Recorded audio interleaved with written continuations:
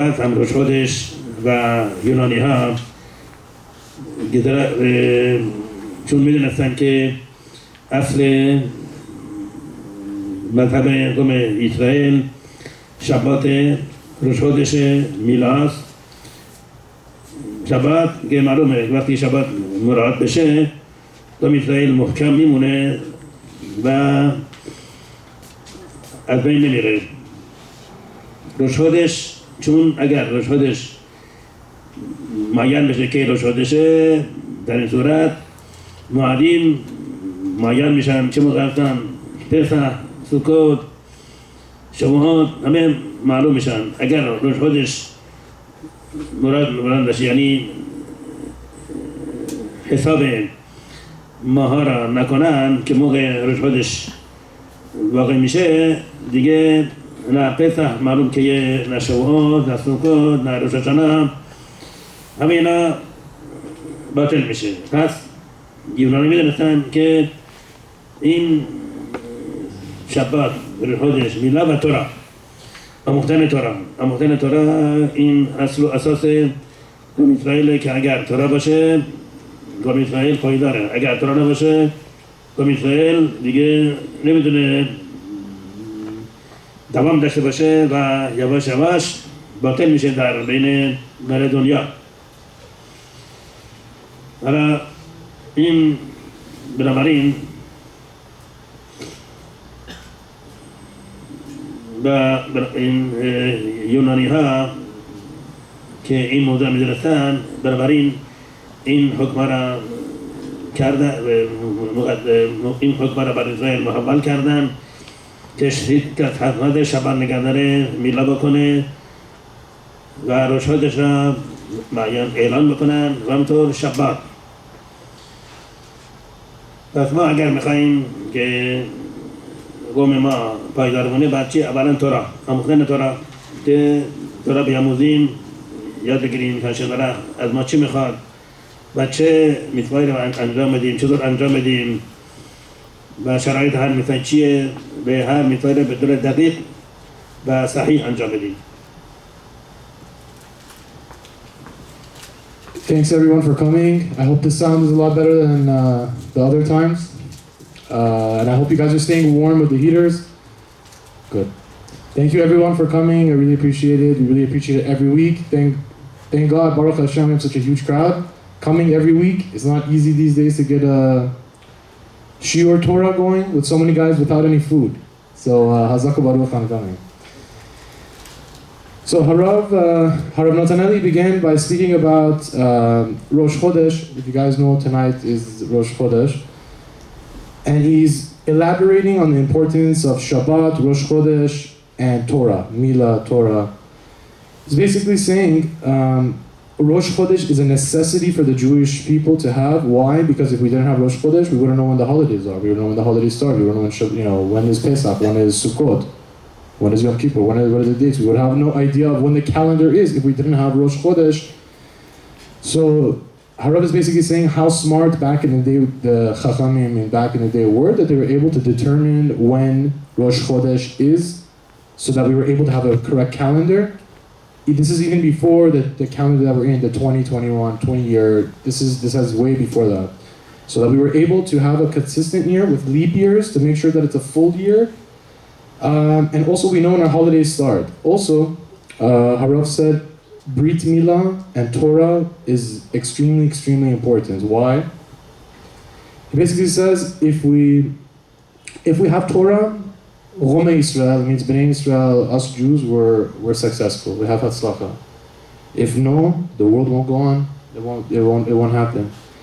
But he says if you want to be successful in this world, we need to make sure to keep all the mitzvot of the Torah to the T, to the dot, to make sure that we can continue our success in this world, not in the next world. Both in this world and the next, but specifically Harav is talking about this world.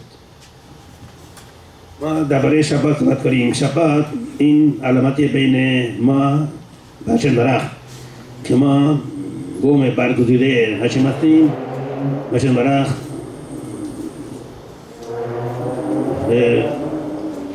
ما را برای خود انتخاب کرده که قومش باشیم و فرامینش را انجام بدیم.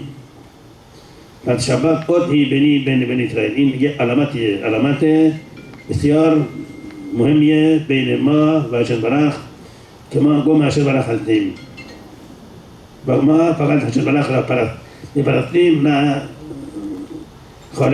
معبود دیگه.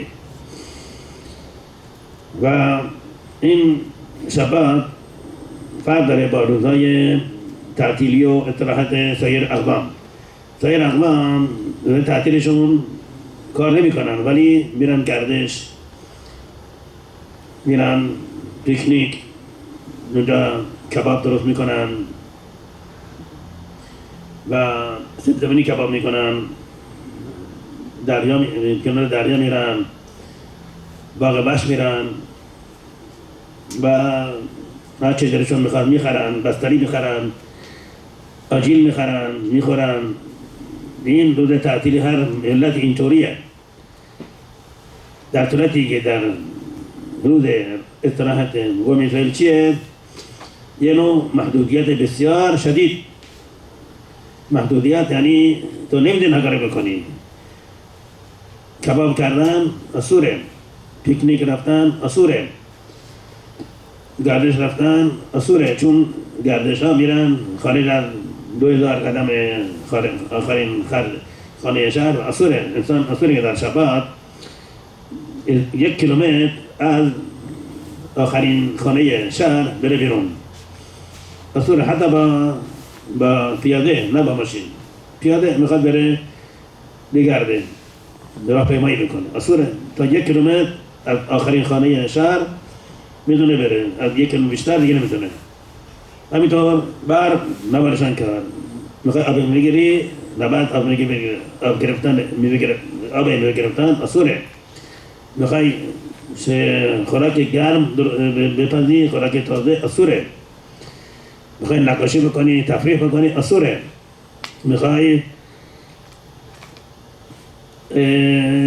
همینطور بازی هایی که با کامپیوترهای مختلف هست اصوره. و خیلی میخوای نقاشی بکنی اصوره. اینا خیلی محدودیت زیاد داره. بعد این چطور روز راحتی و استراحته؟ انسان دست و پاس بسته است، هر جایی بخواد بره نمیتونه بره، هر کار میکنه نمیکنه. همینطور بعضی تو خونه بشینه و تورا بخونه، تقرا بخونه، بره کنیسه رفتنم با ماشین اصوره. میخواد از طبقه اول به طبقه دهم خونش اصوره و پله با پا باید را بره. چقدر محدودیت. So Harav is speaking about how Shabbat is a promise between us and Hashem. It's a brit, it's a covenant that makes us, that it basically allows us to be His chosen people, because when we keep that covenant, that's the brit between us and Hashem. That's one of the brits. Also, Hashem chose us for this, so we should keep the Shabbat as a promise between us and Hashem. Harav is saying Shabbat is way different than a regular off day, like for example a Sunday. So on a Sunday, he says, Harav, people go picnic. He said specifically they go barbecue. We go to the beach. We go get ice cream. Whatever you guys do to have fun. But this is a normal off day, like a Sunday, for example. However, Shabbat is way different. Why is Shabbat different? We don't go out. We can't even walk outside of our city more than 1 kilometer. We can't, for example, if we want to drink fruit juice, we can't squeeze fresh fruit juice. If we want to go and draw something, we can't draw. We can't write. We can't play games on the computer. No PlayStation 5. No, no TV. No, none of that stuff. We stay at home. We go to Kenisa without the car. We relax and we learn Torah. That's what Shabbat is.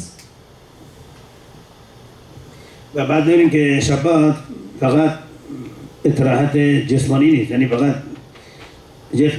بدن انسان استراحت این برای استراحت بدن انسان نیست، بلکه به علاوه استراحت جسمانی و بیشتر از استراحت جسمانی استراحت روحانیه که روح انسان استراحت بکنه و به تقویت برسه. این تقویت با چی؟ به روح انسان، جان انسان، نشما انسان منتقل میشه. این استراحت چطور انجام میشه برای نشما که انسان تمام قوانین شبات را به طور دقیق و صحیح نگه داره، مراعات بکنه بدون هیچ سرپیچی و هیچ کسر کم کسری.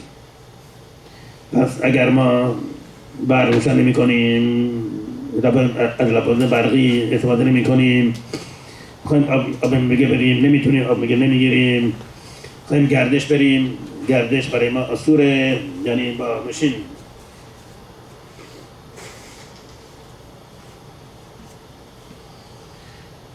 همینطور از میخوایم از پلا بریم بالا اسطوره با آسانسور آسان روشن کنیم بریم بالا بیان پایین اسطوره.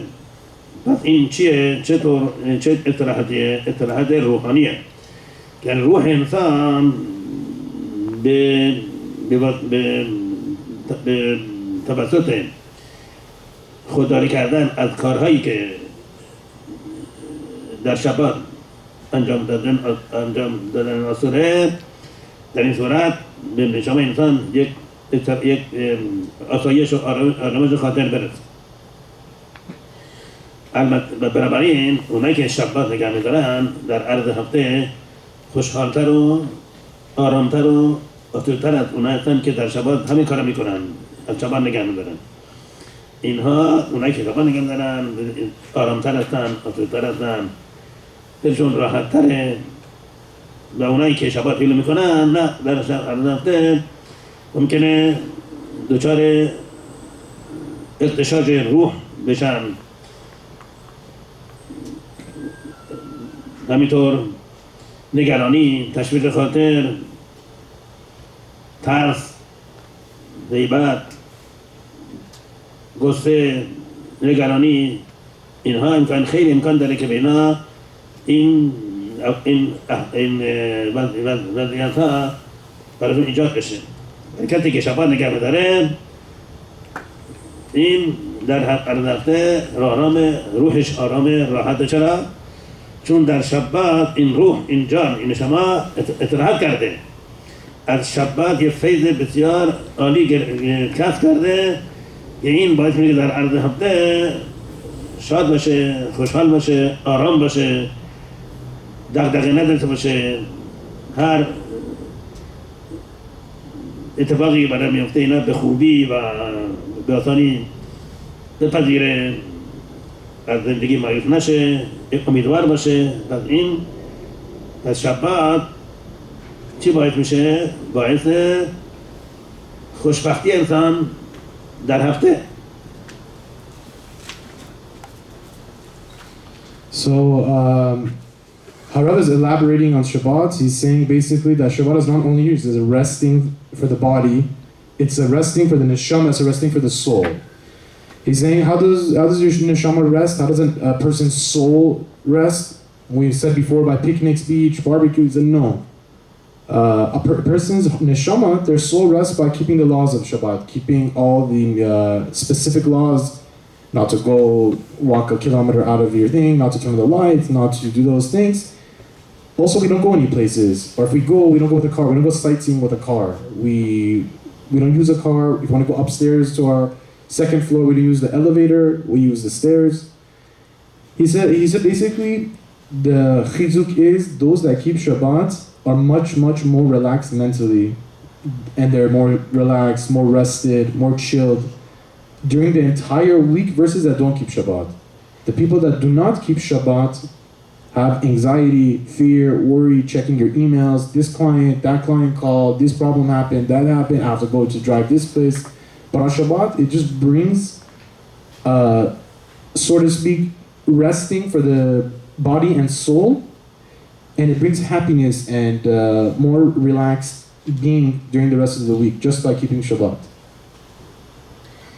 این موضوعی که من الان میخوام بگم شما از هر دکتر روانشناس بپرسید تایید میکنه که شبات باعث خوشبختی انسان میشه. چطور؟ اگر مثلا شبات هم نگه نداره همون شبات هر کاری در هفته میکنه شبات هم بکنه، گردش بره، خط نقاشی کنه، رادیو روشن کنه، نمیدونم هر چیز بطور برقی استفاده کنه، یواش یواش زندگی براش خسته میشه، زندگی براش یعنی بی لذت میشه. لذت زندگی یواش یواش از بین میره. چرا؟ زندگی یک نواخته، همیشه هر روز همون وضعیت، همون کارها، همون موقعیت. انسان دیگه از زندگی سیر میشه. چرا؟ چون زندگی یک نواخته، زندگی تغییر درش ایجاد نیست و انسان از زندگی دیگه سیر میشه و براش لذتی نیست در زندگی. ولی کسی که شبات نگه می‌داره چیه؟ چطوره؟ در شبات لباس برقی اصوره، استعمال لباس برقی مثل جارو برقی، آب گیری، روشن کردن بخاری، روشن کردن کولر و روشن کردن چراغ برق، گردش رفتن، میخواد بره کنیسا بعد پیاده بره، نیم ساعت پیاده بره، برگرده. میخواد بره از طبقه اول تا به دهم روشن، میخواد آسانسور روشن کنه نمیتونه، بعد اینم پله بعد بره بالا، پله بیاد بیاین. خب وقتی یک شب بعد میرته انسان چه احساس میکنه؟ دیگه میشه از آسانسور رفت، بریم بالا بریم پایین، میشه ماشین سوار بشیم، میتونیم ما نقاشی بکنیم، میتونیم ما آب بگیریم، میتونیم برق استفاده کنیم. همش موزه چقدر عالی. این همه محدود بودیم، محروم بودیم، همه درست شد، همش خوب شد. انسان چی میشه؟ انسان براش زندگی تازگی، در زندگی تازگی ایجاد میشه. تازگی یعنی زندگی تازه دنیا آمده. چرا؟ چون 24 25 26 ساعت محروم بود از این همه کارهای آسونه، محروم بود. این کار نکن، اون کار نکن، این آسوره، اون آسوره. متوجه شما رسید همه مجاد شد. دیگه اون محرومیت نیست. زندگی انسان شیرین میشه. زندگی انسان یک رمق نیست، یک سره نیست. درش در زندگی انسان چیه؟ یک تحولی ایجاد میشه. بنابراین زندگی چی میشه؟ شیرین میشه. این از هر دکتر روانشناس بپرسید تایید درسته. شبات فقط برای روح، لذت روح و نشما گم ادران نیست. شبات در زندگی یک تحولی دار میکنه، تحول بسیار عالی که انسان زندگیش یه وقت نیست، یک سره نیست و زندگی انسان شیرین میشه. بنابراین اونهایی که شبات نگه می‌دارن در اونها نومیدی از زندگی و فکر خودکشی اینا نیست. چرا؟ چون زندگی برای شیرین هر هفته زندگی مثل که از اول شروع میشه و شیرین میشه. بنابراین اینها در زندگی خوشبخت و خودشون خوشبخت سعادت میمن و از زندگی لذت میبرن. So Harav is saying, ask any doctor, psychologist, any doctor or psychologist, this is 100% emet.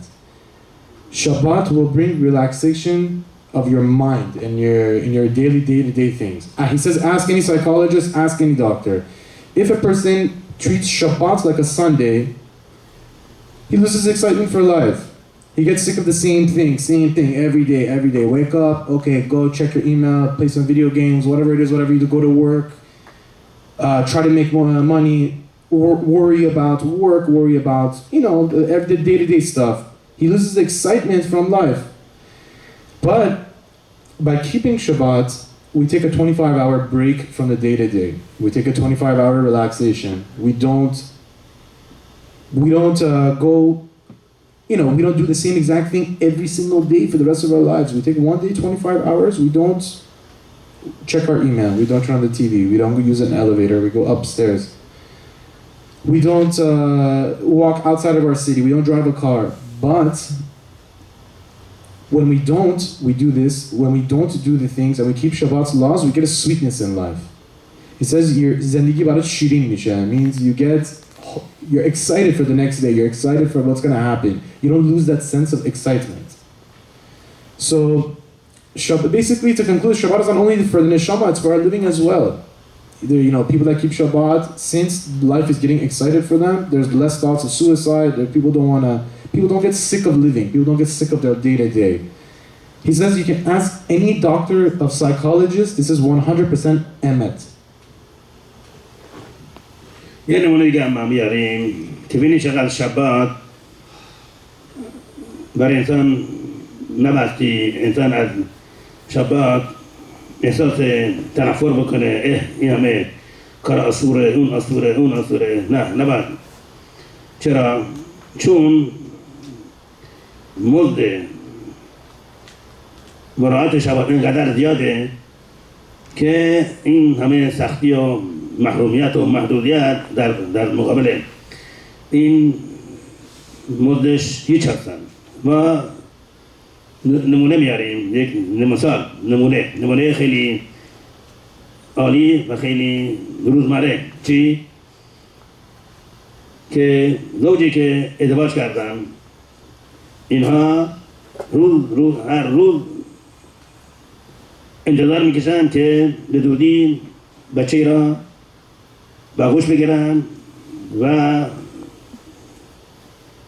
خوشبخت بشن. چه خوشبخت بشن؟ آیا این نمیدونن که وقتی بچه دون میاد چقدر برای محرومیت و محدودیت ایجاد میکنه؟ هر شب مادر بعد از خواب بپره به بالا شیر بده. اگر این بچه سر خورده باشه بعد بره دکتر. اگر این بچه اسهال داشته باشه بعد بره دکتر. اگر این بچه بیفته و زخم بشه بعد بره دکتر.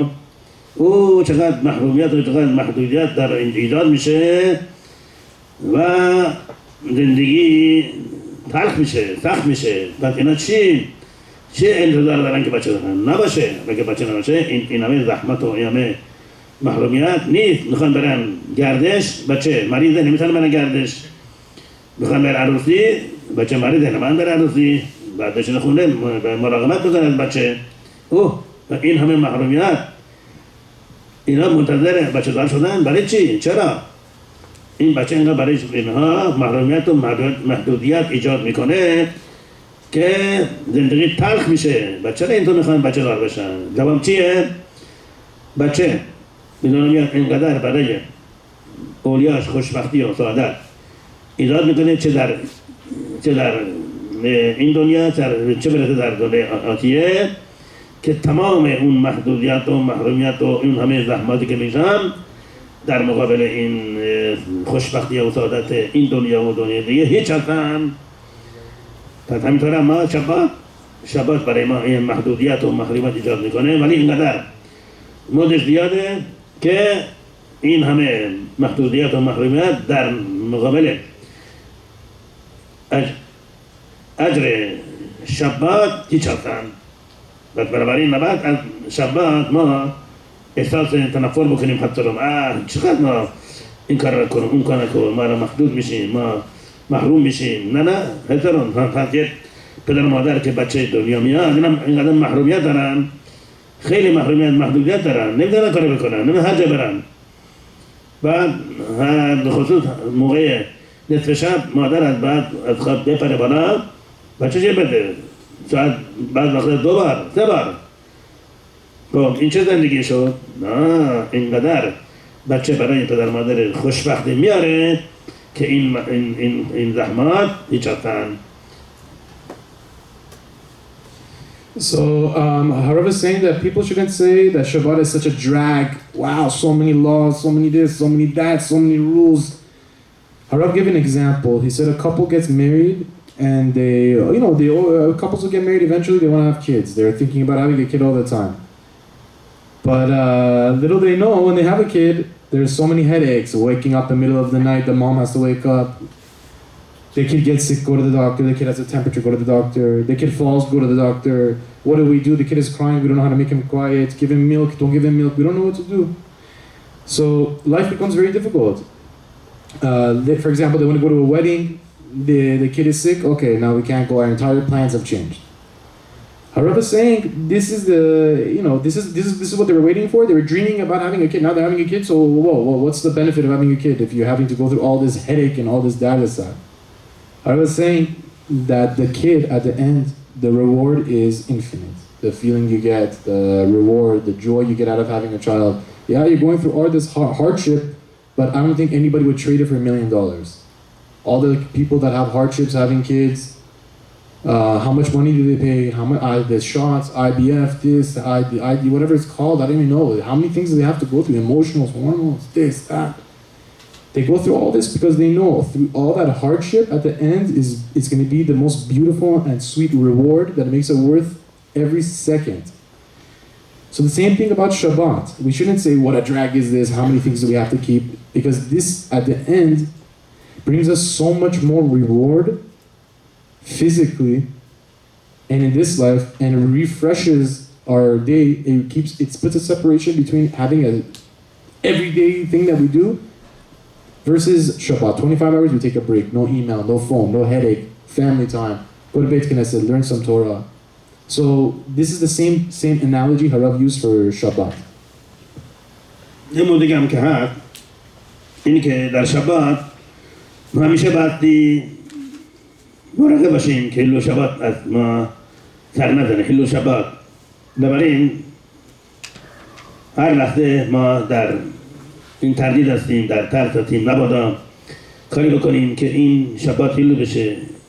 دست نداریم به کلید بر، دست نداریم به چیز مقصه، به خصوص اگر در یخچال این سیب زمینی خام، چغندر خام، شلغم خام وجود داشت ما قرار گرفته باشن، ما سور اینا را حرکت بدیم. اینا همش مقصه هستن، مقصه. پس بنابراین همیشه در تردید و در ترس و در واهم هستیم. نباید این نباید این کارو، اون کارو نه، این نباید این تکان بدیم. به این دست نزنیم. پس این چه روز استراحتی شد؟ همیشه در ترس و همه نگرانی نباید ما شبات هیلو بکنیم، دست کاری نکنیم شبات هیلو بشه. این چه شد؟ چرا این چطور روز راحتیه؟ برای این هم ما یه مثال ذکر بکنیم. این چقدر با بزنیم این همه شبات، این همه درش واهم و ترس و تردید و نگرانی هست که ما هیلو شاید نکنیم. با بزنیم ما باید خیلی خوشحال باشیم. مثال بیاریم که یک میلیاردر بسیار معظم که 100 میلیارد دلار ثروت داره بخواد به کسی که این از مرگ حتمی خلاص کرده جایزه بده. جایزه یک اتفاق افتاد و این شخص این میلیاردر معظم را از مرگ حتمی خلاص کرد. این میلیاردر معظم به این شخص میگه ببین تو چقدر خوبی کردی، من از مرگ حتمی خلاص داری، میخوام به تو جایزه بدم. ولی چی؟ من میخوام به تو یک چمن پر از الماس و جواهرات بدم. 4 میلیارد دلار به تو بدم. 4 میلیارد دلار الماس و جواهرات. ولی چی؟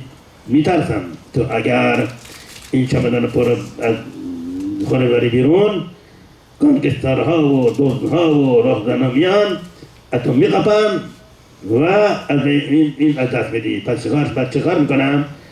به یک کیسه کوچیک میدم، فقط به اندازه 1 میلیون دلار ارزش جواهر میذارم، این جعلمات میذارم. 1 میلیون دلار همین کافیه، تو میذاری تو جبت و دیگه هیچ صرف نداری. ولی اگر به تو یک چمدان پر از جواهر بدم، تو در راه که هستی، به خصوص اگر از این کشور میره برای دیگه میره هواپیما، وای در مرتب در این ترس و در این وحشت نباید یک کسی ببینه حس بکنه که این در این چمدان پر از الماس 4 میلیارد دلار در این چمدان هست، بقبل بره.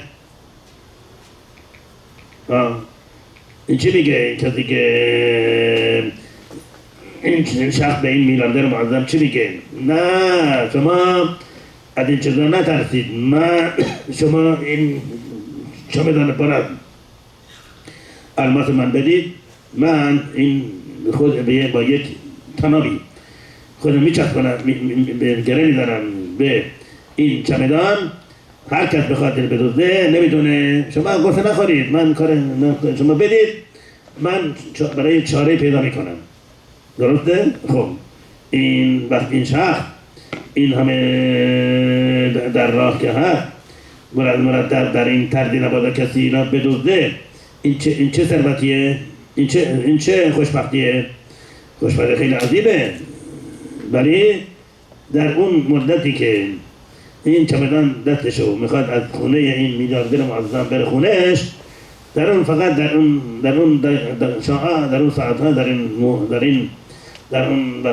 اون ساعتها این در ترس و واهمه، ولی بعدها میره تو خونه و تمام شد رفت. از همین طرف ما شباب که نگه میداریم، درسته تردید داره، ترس داره، نباید این کار بکنه این کار بکنیم، ولی اینقدر مزد این زیاده که تمام این ترس و واهمه که لازمه برای خودداری از حل و شباب این ارزش داره.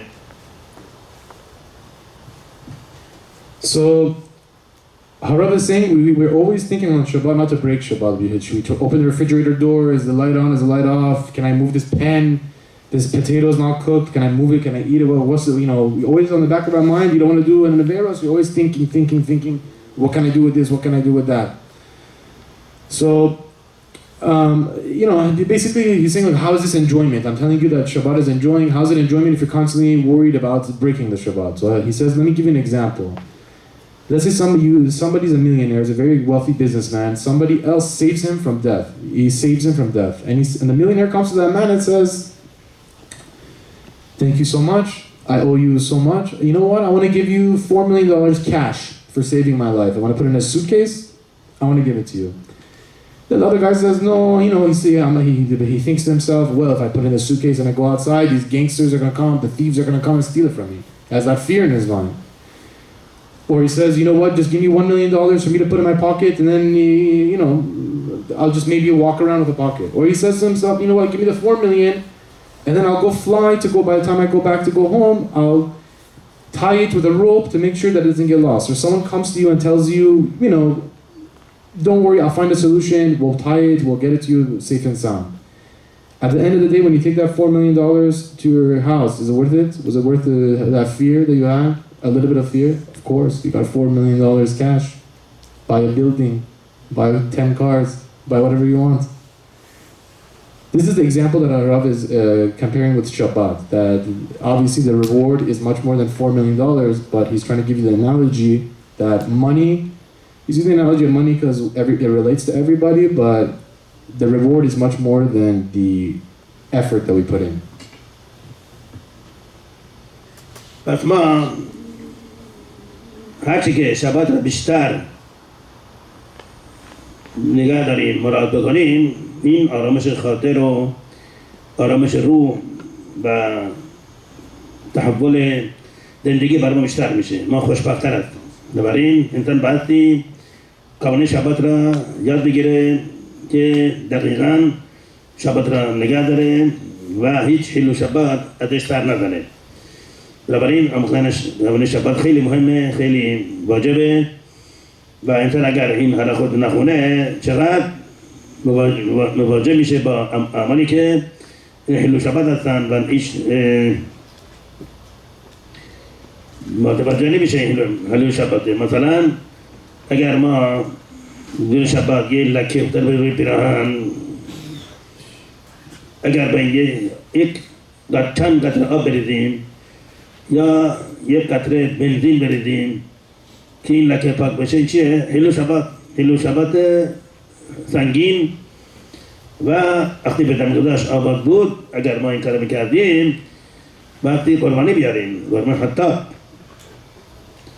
همینطور اگر ما یک کتری پر از آب را داشتیم نه روی آتش بلکه روی ورقه مسی که اونجا داغ میشه، روی آتش نبود، روی ورقه مسی این آب داغ شد حیلول شبات.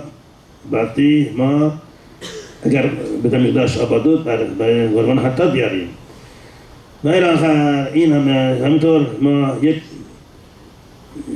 چند دانه انگور را گرفتیم فشردیم، از اینا آب انگور خارج کردیم، میشه حیلول شبات. قربانی آورد. خیلی هست، اینقدر هست که انسان اگر این حلقات را نخونه چقدر در ارزش روز شبات حیلول شبات میکنه. و این حیلول شبات اگر انسان تشبه نکنه، کفاره نکنه، این براش خیلی دردسر و اذیت ایجاد میکنه. دوباره این بحث شبات را قبل شبات را خوب خون و اجرا کرد. So Harav is saying we need to keep Shabbat more. Why? Because we can have more ease of mind and more excitement about life. Harav is saying that if a person doesn't learn the rules of Shabbat, he can be breaking it many different ways. There's a lot of different rules. So if he doesn't know that how to keep Shabbat properly, he can be breaking it anyway. Example, if we spill something in our shirt and we take something with water and we try to take it off, that's breaking Shabbat. Another example, if we he said if with that example, like with that shirt, if the Beit HaMikdash was still intact, we would have to bring a korban just for that shirt. So he's pulling your shirt and to wash it off. Or if we put a tea kettle on and the water gets hot and starts boiling, and we didn't mean to do it, doesn't matter, we bring a korban. Or if we take some grapes and we squeeze it and some grape juice comes out, we have to bring a korban. A person needs to learn all the different halachot, so therefore he can avoid having the negative effects. He's saying if a person doesn't know these things, he doesn't ever learn these things and continues doing these things, this is woe to that person. He has a lot of chas v'shalom, he has to do teshuvah, he has to, really repent and ask Hashem for forgiveness for all those little things.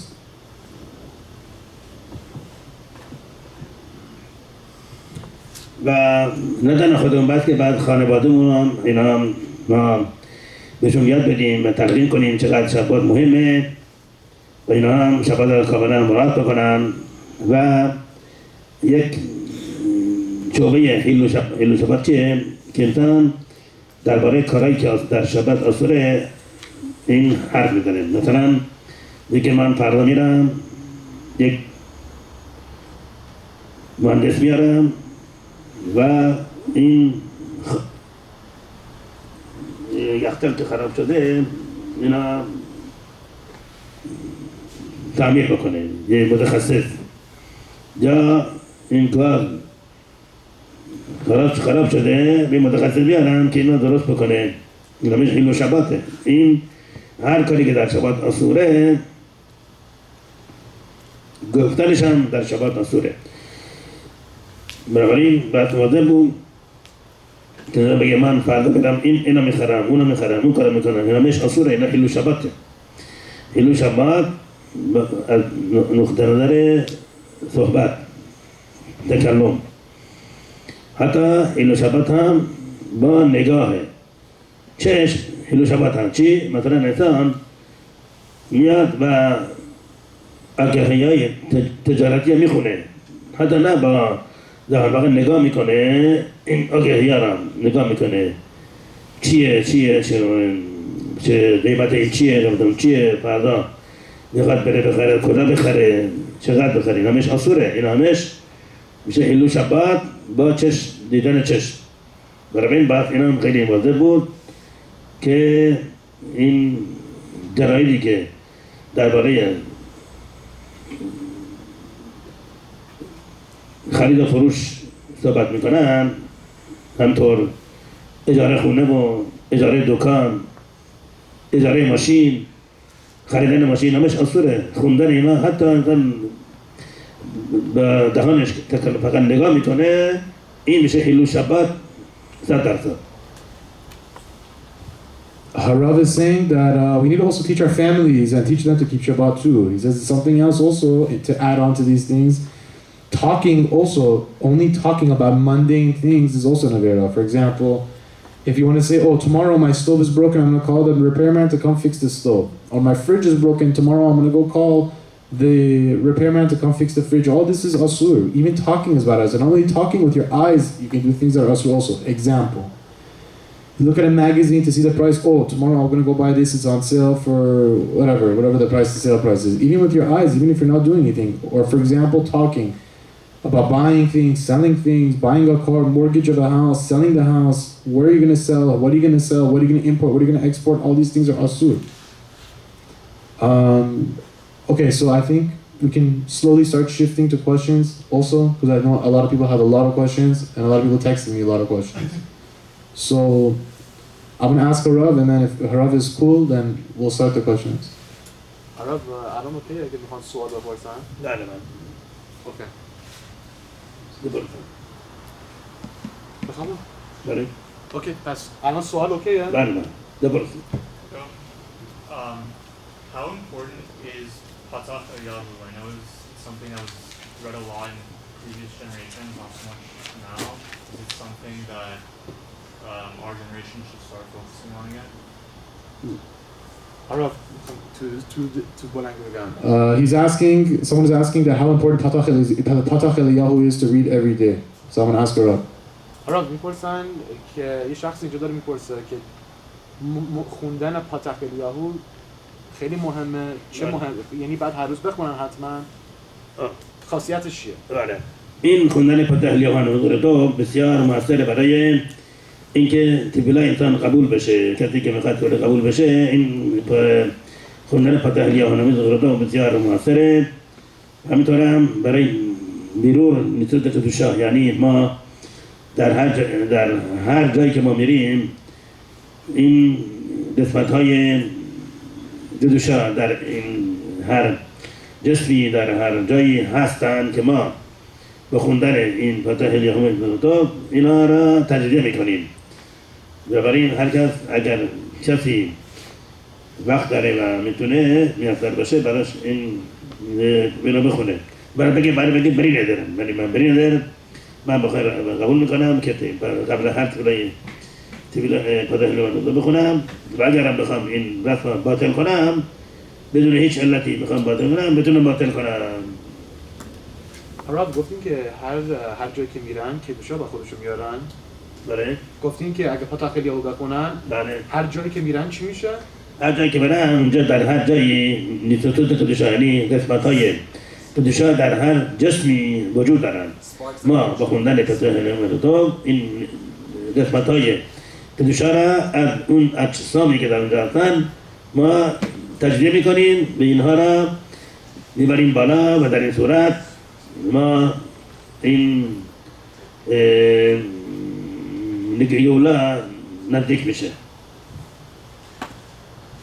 So to answer your question, Harav is saying that about Patach Eliyahu, it says it really helps with getting your tefillah accepted. If you're praying for something in specific and you really want your tefillah to get accepted, that's like a turbo boost to get that accepted. Also, he says, Kabbalistically, I think, he's saying that whenever you go, there's sparks of Kedusha, and it attracts, whenever you say Patach Eliyahu, it attracts those Kedushas and it elevates their neshama, I believe I heard right. And if you read it, you also have to say Beli Neder. Don't say, I'm just going to start reading it every day. You have to say Beli Neder. So therefore, let's say for whatever reason you don't read it, or you want to stop reading it, you don't have to get, do Nedarim and all that whole situation. You can just avoid that situation. Okay. Yeah. What's considered guarding your eyes? What are the benefits of guarding your eyes? And yeah, that's basically what are the basic rules of it, and what are the benefits? آره یه شخصی دارم میپرسن خاصیت سگولای شومر نعیم چیه؟ اگه کسی شومر نعیم رو خیلی مخفیت نگه می‌داره بله بله. خاصیتش چیه؟ خوبیش چیه؟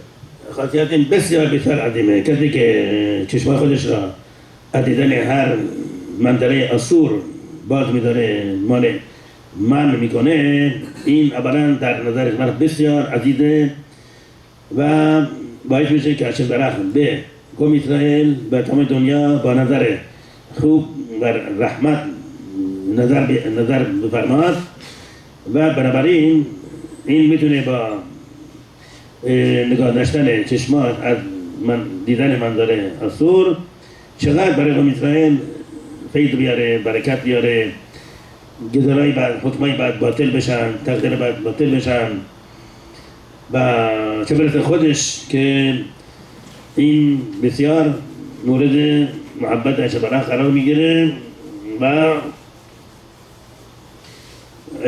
یکی از خاصیت‌های عظیم نگاه داشتن چشمیه ثروت زیاد. یک داستانی تعریف میکنن که شخصی میلیونر بود و در اسرائیل زندگی میکرد. این بهش خبر دادن که یکی از نزدیکانش فوت کرده و برای این ارث خیلی عظیمی گذاشت، چندین میلیون دلار. خب میره اونجا با پول با خدمره در اسرائیل، فوری این پولا را در انواع معاملات و ملک و اینا این نثار میکنه و که این چند میلیون دلار به جز چند صد میلیون دلار. ولی عجیب هر کاری که میکنه این پولها یواش از دست میرن تا اینکه این مثلا از بانک قرض گرفته بوده برای یک معامله، برای خریدن یک فروشگاه خیلی عظیم، این پولا رو دست میده به بانک هم مغرور میشه، بانک میاد خودش هم از دست میگیره و این چقدر ثروت داشت، چقدر دارایی داشت، خودش از دست میده. خب یه دفعه برای این یک نشریه دست میفته که درباره حفظ چشم ها صحبت میکنه، چقدر انسان مهمه که چشم حفظ کنه که زرای آسور نگاه نکنه. بعد متوجه میشه که این چقدر در این مورد چقدر بعدش خراب بوده. هر وقتی میرفته برای تجارت اروپا، آمریکا در هواپیما چشماش میبسته با چشماش هر منظره دولت پترا تماشا میکرده و لذت میبرده. حالا فهمید چرا این همه ضرر کرد؟ برای اینکه چشم خود از دیدن مناظر آسور حفظ نمیکرده. از اون موقع بر خود قبول که به هر قیمتی که شد این چشم خود نگاه داره و به مناظر آسور نگاه نکنه. خب از اون بعد یواش پولایی که از دست داد یواش میاد، طوری که از اون موقعی که این ارثیه را گرفت پولش هم بیشتر میشه. به خاطر چی؟ به خاطر اینکه چشم خودش را نگاه داشت، به خودش قبول کرد هر چیز سخت باشه و هر چیز دشوار باشه این بتونه برای خودش قبول میکنه که چشم خودش نگاه داره. از اون بعد دیگه شد برای بهش براخا میده، روز به روز بعد بیشتر میشه که ثروتش از اون موقعی که پولا را از آمریکا برده بود بیشتر میشه. حالا یه موردی هم هست، شلون بایی غیر اشکاسی هستن، شلون بایی چون خرابه. چرا؟ چین مرد نگاه میکنه به این زن، به اون زن، به این زن، از هر نگاه کردن یک نیروی بدخواه و مزاحم و موزی ایجاد میشه. این هم میاد اذیت میکنه با بین این زن و شوهر، نفاق و دعوا و منافع و دشمنی میاره. این برای کیه؟ برای اینکه این شخص میره هر زنی رو نگاه میکنه و بر منظر نگاه میکنه. این از هر نظر کردن یک نیروی ضد این شخص ایجاد میشه، میره میشه دل اون زنش دیگه نمیدونه تحمل میکنه، سر این داد میزنه و بی خودی همزه بی خودی بدون هیچ علت داد میزنه، فریاد میزنه و اشکال میگیره، ایران میگیره، چون این کرده اون کرده، بی خودی. برای بی خودی نیست. به خاطر چیه؟ به خاطر اینکه این مرد، این شوهر به مناظر آسور نگاه کرده، باعث شده که این نیروی موزی بیان دل این زن بشینن، به این سر این داد بزنه، سر شوهر داد بزنه و شوهرش هم میگه وقتی شوهر میگه بی خودی داره بزنه، اینم 10 بار بیشتر داد میزنه. چی؟ مگه چیکار کردم؟ تو چرا من فرادم؟ این حرفات چیه؟ کارات چیه؟ من چه کار کردم؟ ولی نمیدونه که تخت اصلی کیه؟ خودشه خودش باید شده. Okay, so this is like a 2-3 part answer to the question of what the question was. What benefit does it have of watching your eyes and guarding your eyes to not looking at immodest things? Couple things. One, he says you become aziz to Hashem, meaning you become Hashem's dear, very dear to Hashem. You become very, very dear to Hashem. Two, then Hashem gives chesed to Bnei Israel. He doesn't use his deen, he uses his chesed, meaning he uses kindness. Rather, if he has to use judgment, he goes to kindness. Three, it battles the bad decrees for Jewish people. If bad decrees were supposed to happen, if something negative was supposed to go down, watching your eyes battles that decree. Four, it's good for himself because he makes more money. He specifically said, if you watch your eyes, it will bring you more parnasa. And he also gave a story. He said there's this millionaire who landed in Israel, and they told him that you got a huge inheritance. One of your family members have passed away, and they left you with a bunch of money. And then he says, okay, fine. He takes all the money, he starts buying properties, he starts doing business with that money, gets a loan from the bank, gets collateral, puts his house as collateral, continues going. And then slowly but surely he sees that one of his properties foreclosed, another one of his properties lost. Slowly but surely he sees he's losing all his money, he can't figure it out. He finally finds out that whenever this man would travel, he looks in the airplane, looks at this woman, looks at that woman, looks at this, looks at that, doesn't control his eyes. And then eventually he realized that this might be the cause of his issue, and he stopped, he basically controlled looking at things he wasn't supposed to look at, and when he was supposed to look at. And then his money started coming back slowly but surely. Eventually came to a place where he got all his money back. He didn't lose his house as collateral that he gave to the bank, and not only that, he got more money than he had before, just because this brought so much blessing to him. Also, the last thing is, he says, it brings a lot of shalom bayit to anybody who does this. Why? He says if a guy looks at each woman or immodest thing that he looks at, he says here, like he gets a negative, angel type thing, negative force that gets attached to him. Just by looking. So if he looks at 5, let's say immodest things, he gets that 5 immodest, from those 5 immodest women, he gets those 5 immodest angels. Then he goes home, these angels get attached to the person's wife, and then the wife goes crazy, screaming, yelling, going crazy, no reason, can't figure it out. Then the husband goes even crazy, why are you yelling at me to do anything crazy? It's all craziness. Why? All because he couldn't control his eyes, he was looking around like crazy. So, that pretty much, that 5-part answer was to the benefits of watching your eyes. Yeah. So, what can a person do to get more strength, especially these on Got it. حالا یه شخصی میپرسن اگه آدم میخواد شماره نایم بیشتر و بهتر نگه داره چیکار باید بکنه که بتونه بهتر نگه داره؟ چیکار باید بکنه؟ وقتی اولا تفیلا بکنه در ورق که این کمک کنه که ورق چیزما خودشان نگه داره و همطور وقتی که از خونه خارج میشه تفیلا بخونه در ورق یه رسون میکنه که تعذر من کمک کنی بتونم چیزما خودشان نگه دارم و اینها به جاهایی که اصور نگاه نکنم و خیلی خوبه اگر امکان داره بعد از آن بری نداره هر وقت از خانه خارج میشه یه طرقه بده طرقه یعنی بگی بری نداره من طرقه را جدا میکنم که به خود این بشن برای یعنی جدا میدم برای לעילוי שכינת עוזנו, לכבוד רבי מאיר בעל הרב הרב הזלום, שיהי רצון שזכות רבי מאיר בעל הרב הזלום, באיפה שגמן בתונם של מוכן נגע דרם,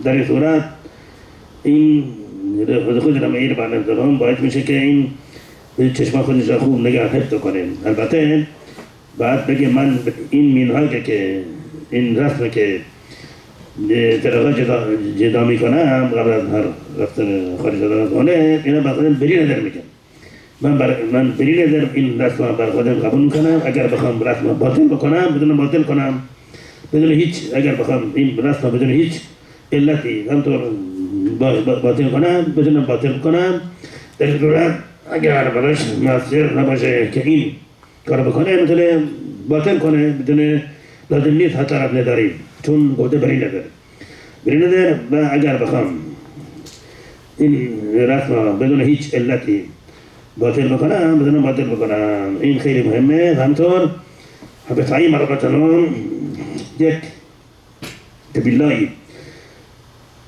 مقرر فرمودن برای حفظ زبان و دهان از تکلم بدگویی و دروغ و نمامی و حرفای قصور و همینطور برای حفظ چشمها و گوشها از دیدن و شنیدن قصور از چشمها از دیدن مناظر قصور گوشها از شنیدن مطالب قصور این هم هر روز انسان بخونه برید. So the question was, what are some things a person can do to help him protect his eyes when he's leaving the house after we just gave all those things? He said, one, you need to, when you're davening, ask for tefillah for Hashem to help you guard your eyes. That's number one. Number two, when you're leaving the house, pray and say before you leave the house, Hashem, please help me guard my eyes when I leave the house to not see anything that I'm not supposed to see.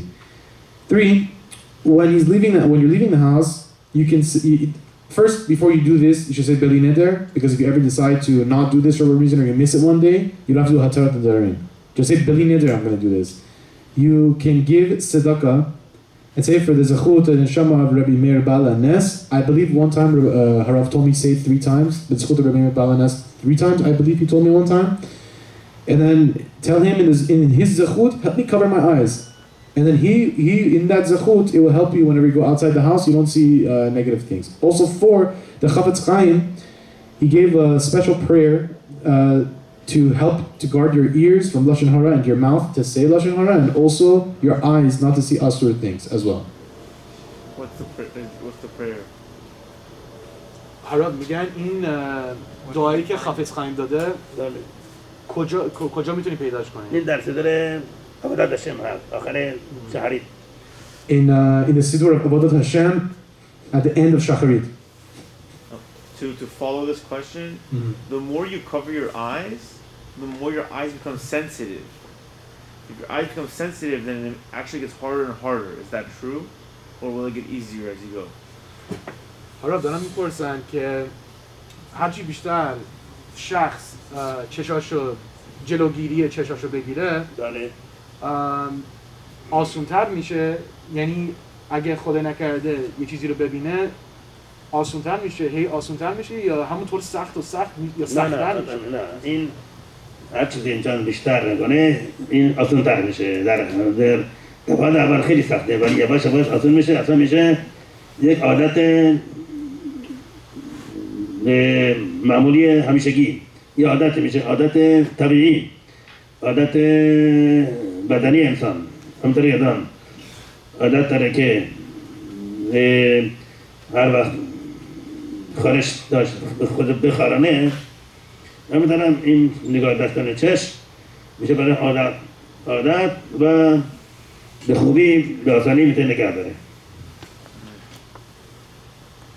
Harav says no, it becomes easier. He says it becomes normal. Basically, it says like just like when you have to itch somewhere, it's like an innate thing. It becomes second nature. It becomes part of your nature. It doesn't get harder; it gets easier. Rabbi was talking about Chol Shabbat. Yeah. One of the things I what's it called? Wanted to know the importance of this Seudot of Shabbat, and then if someone falls asleep, it's my main question. If someone falls asleep after Havdalah for like a long period of time, and he gets up, does he lose the chiyuv? Does he lose the mitzvah of Solar Reviv because he went to sleep, he can't eat anymore? If you went to sleep after Havdalah? No, after Havdalah he went to sleep accidentally, he fell asleep, and he didn't do Solar Reviv. Can he still eat Solar Reviv or he missed it? That's the main thing. Okay, let me ask. حالا یه شخص اینجا دارن میپرسن که خاصیت سوداتا روز شبات چیه و اگر یکی مثلا بعد از هفدالا که میگه خوابش ببره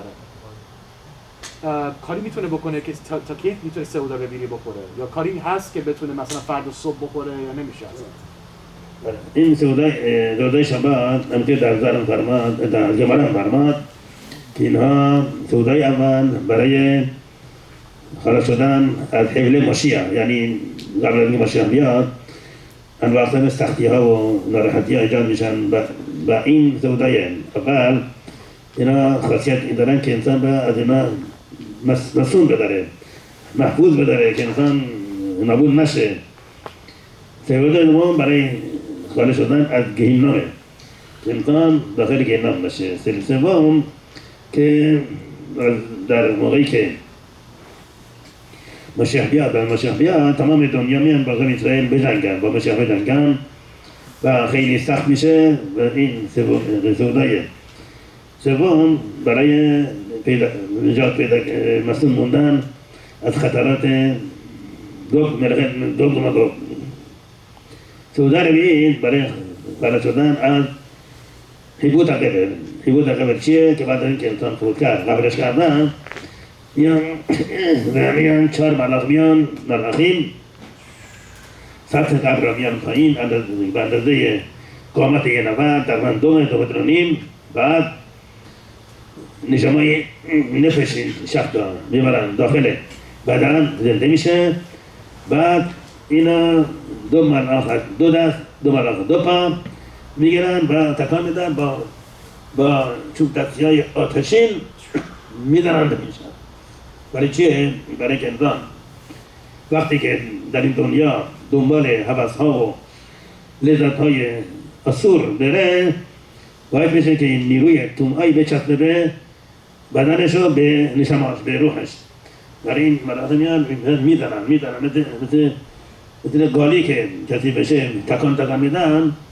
اینو تکان میدن که این نیروهای بعد از جسم این شخص بره بیرون تا چه موقع؟ تا اینکه بگه اسمش چیه اسم این شخص هر شخص 2 اسم داره یه اسم قدوشا یه اسم تومعا اسم از نقطه نظر قلیپو نوعی تومعا اگر اسمش را گفت اینا برش میکنن ولی کسی که سودای ربیعی را مراعات میکنه از این بدبختی و فلاکت نجات میکنه چه موقع میشه سودای ربیعی را چند وقته یک وقت 4 ساعت بعد از غروب تا 4 ساعت بعد از غروب یا 4 ساعت بعد از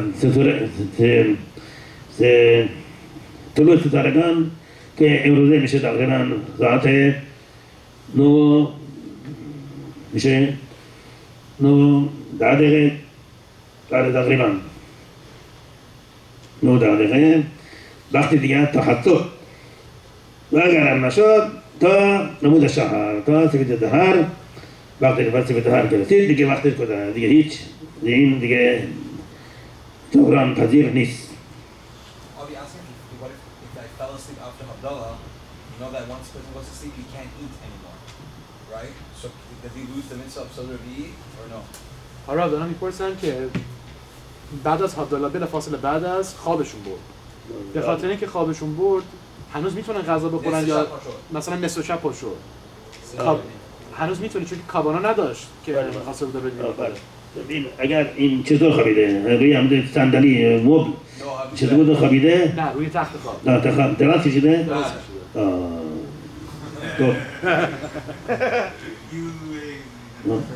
نمیشه این طبق ظهر اصوره خوردنش ولی طبق پشات تناروخ مجاده حالا ما چکار کنیم؟ بخوریم ظهر اصوره که انسان بعد اینکه روی تخت خواب میده چیز بخوره این نیروی تومعا قدرت نیرو میده و مثل که داره جادوگری میکنه مثل که داره کارهای اصور میکنه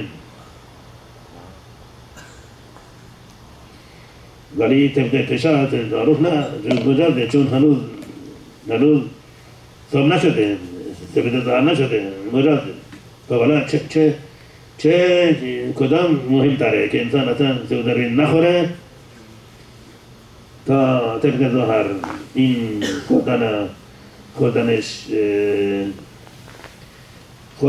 خوراکی بعد از اینکه روی تخت خواب دراز کشید این خوردن خوراکی براش پیش نیاد اینکه نه بهتره که بخوره تا در بیت انجام بده با وجود اینکه این وقتی تحقیق کرد بعد سوال کرد بنابراین انسان بعد اینکه از درگاه نره به تخت خواب همین روی بشینه نشستنی یک چادری بشینه و بخوابه چرت بزنه در این صورت میتونه حتی در ظهر خوراک بخوره چه موقع صوره و روی تخت خواب دراز بکشه ولی دراز نمیکشه فقط نشستنی خواب میره اشکال نداره. Okay, so the question originally was, what are the benefits of the 3 meals on Shabbat? A. Then B. What if a person falls asleep after Havdalah in his bed, lies down? When can he eat the Seudat Revi'i or no? Okay, so first, the benefits of the Seudas are: 1, the first Seudah, a person gets a Zochah to see the Mashiach. 2, this one protects a person against Gehenna. 3, this one protects a person when the Mashiach comes. There is a Gog uMagog, it talks about in the Gemara. This helps protect that person from the dangers of Gog uMagog. 4, Seudat Revi'i. When someone dies, after he gets buried, there's 4 angels that come, and they're called like punishing angels or beating angels. They come and they take a person, they put his neshama back in his body. The person wakes up again, and they bring fiery pitchforks and they keep on beating him. And they're taking off the tuma or the klipot from his neshama. The klipot is basically any avera that you committed or they didn't do teshuvah for. I think it gets attached to your neshama, and you cannot go up until those are ripped off of you. So that these 4 angels, their job is to rip off your tuma until you have 2 names. You have a tahor name and a tamei name. He says they keep on beating you until the tuma is gone and you say your tahor name. That's when they stop beating you. So the Revi'i helps you prevent or helps you, avoid this kind of situation. And then the follow-up question was, so how long do you have to eat Seudat Revi'i? He says the best way, l'chatchila, 4 hours after ghurub. Ghurub means sunset, or stars that come out. Then next step, which is about 9-10 p.m. Then next, if you didn't do it by 9-10 p.m., it's best to do it by Chatzot Laila. If you didn't do it by Chatzot Laila, you have until Alot HaShachar. After Alot HaShachar, which is when the sun comes out, then you're done. You can't do it anymore. So then there was a follow-up question that what if you fell asleep on your bed? He says that after Havdalah, and then you wake up in the middle of the night. He says the Zohar says it's asur because of the tameh that goes on your hand and your body. Shulchan Aruch says it's okay. He says, what do we do, eat it or not? He said, just don't fall asleep. Don't fall asleep on the bed. You want to take a chort on the couch. Or just chill on the couch, chort on the couch, don't go on your bed. That'll solve that problem. Yeah? What are the benefits of talit Talit Katan? katan.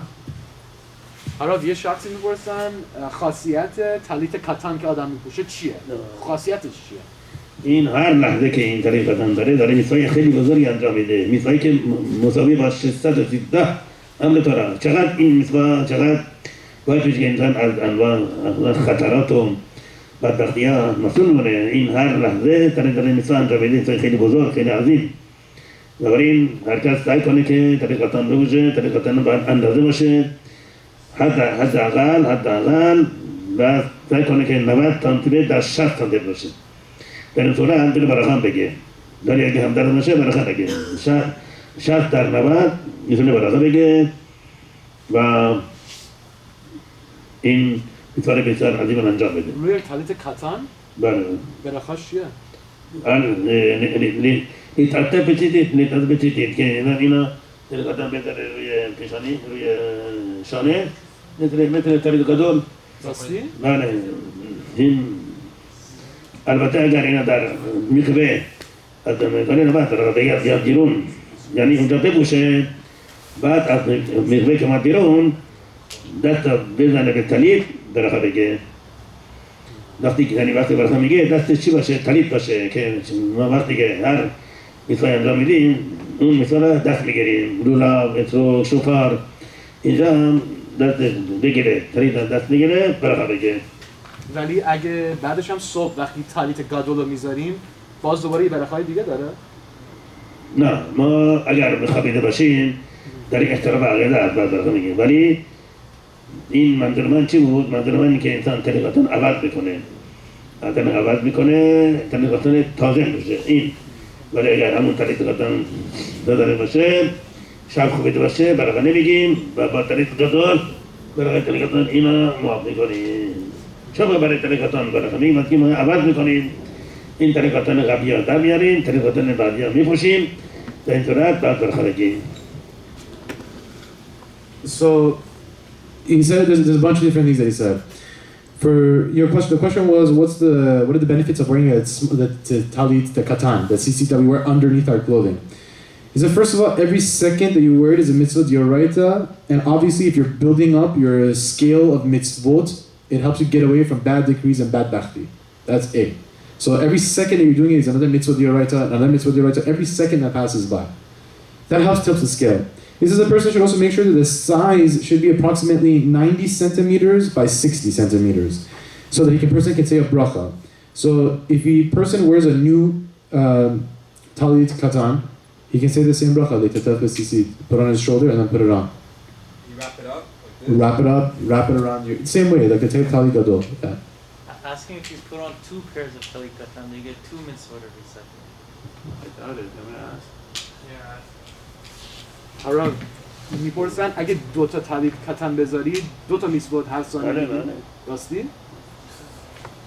سه تا بذاری 3 تا 4 تا بیشتر یک از بزرگانی به اسم ربی به اسم ربی پنهاس شینبرگ علیه السلام ایشون روی بدنشون 10 ها طریق کتن می‌داشتن 50 تا 60 تا همیشه چرا این هر طریق کتن یک میثوت گرما چطوری همه طریقتان این خیلی عجیب و غریب این همه طریقتان 50 تا 60 طریقتان در گرما در تابستان چقدر این سخته ولی ایشون حتما گلگل یک صدیقی بودن که در گلو قبلی خیلی میتوا را انجام دادن بنابراین در این جول هم و این همه اهمیت میدن. Wow, that was crazy. So he says, yes, you can put 2 and it counts as 2. He said you can put 4, it counts as 4. He said there's Rav, the name of Rav Pinchas Scheinberg. He's wearing 10. He said even if it was 120 degrees outside, he would put on 10 talit. Imagine how much in their wool, that you're right to own their wool. 50 is that? The big guy. That's crazy. Skinny guy, but he looked really big. He was a skinny guy, but he looked huge, yeah, because he had so many layers of clothing. He said this guy was probably, Hara was saying he was probably a gilgul of a gigantic tzaddik who was able to pull this off. Can you finish repeating the initial part of the answer? I think you started talking about 2 of the benefits, and then when you said there, you said a lot of things. Was there more to that first part of the answer? The benefits part about it. Ask him again. So reiterate. I'm trying to look through the notes, I wrote it down. So we said that, yeah, every second is a mitzvah. It helps you get away from, it tips your scale towards positive. It helps you get away from bad decrees and any bad bhakti. And then, yeah, I think that's what you said. You want me to ask again? I can. No, that's fine. Yeah, continue. Go ask one more. I'll get you guys next. Total separate question. It's fine. It has to do with haircuts. Where does the area extend that you have to be careful about? Like, is it just the sideburn, or is it behind the ear as well? And how short can you go? Like that kind of stuff pertaining to trimming hair around that area. آراب اوکیه که دارن سوال میپرسن؟ اوکی هنوز وقت داریم اوکیه؟ تو تقریبا 5 دقیقه دیگه. اوکی Okay. So Just to wrap it up, we have like 5 more minutes, so if you guys have any questions, quick. What was the question? Payouts. یک شخص دارم میپرسن که قانون پیوت از کجای سر شروع میشه؟ از اینجا در اندازه کوتاهی پیوت میتونه چقدر کوتاه باشه؟ یعنی موهای موهای پیوت از کجا شروع میشه؟ از کجا شروع میشه؟ از این پیشانی، از مقابل پیشانی شروع میشه، از اینجایی که مو هست، از اینجایی مو هست شروع میشه تا پشت گوش که این قسمت را نباید هیچ اصلاح کرد. فقط اگر اصلاح بکنیم میتونیم به اندازه نیم سانتیمتر بذاریم، نیم سانتیمتر کمتر نه، که یعنی اندازه که با دست گرفته بشه، یعنی بین انگشتات قرار بگیره، ولی اندازه کمتر از نیم سانتی متر دیگه اصوله بس برای این و بس شد از این طرف تا آخر سوراخ گوش کجاست؟ از اینجا تا اینجا اندازه نیم سانتی متر بستی راه بمونه دست کم نیم سانتی متر. So the minimum is half a centimeter. Shouldn't be short. It's also to go shorter than that. You should be able to take it and pinch it and grab your hair. Where does it start? It starts from your forehead, where you have a hair. Your hairline starts and goes all the way to behind your ear, up to here. So from where you have hair over here, all the way to behind your ear, right here, the bottom of your ear. Yeah. What's the reason that the written Torah does not talk explicitly about Olam Haba? Only the oral Torah talks about it. حالا میپرسن که چرا تورا راجب اولام هبا صحبت نمیکنه ولی تورات شبال ته صحبت میکنه. چرا خود تورا راجب صحبت میکنه؟ بله چون تورا در حقیقت اشاره شده در عالم و مثلا در تورا گفته شده که لمعان جلو یخیم ببرخیم علی آدم اطلقا به خاطر اینکه زندگی شما زیاد بشه در آخرت خیلی هستن که احترام پدر مادر میگیرن ولی عمرشون کوتاهه. و این چیه؟ پس معنی این منظور تورا این نیست که این دنیا در دنیا که زندگی شما طولانی بشه عمر شما طولانی بشه. این یک دلیل از تورا برای اولام هبا. بله.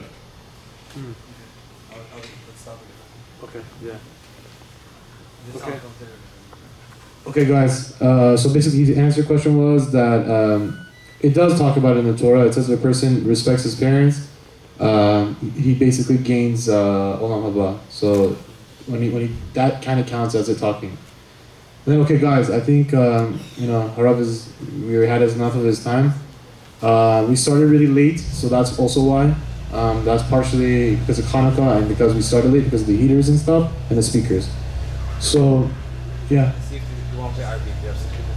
Yeah, so we'll pray Arvit after, and then also Harav. Rabbi Hanania بگیم قبلش. Rabbi Hanania ben Akashomer, Razah,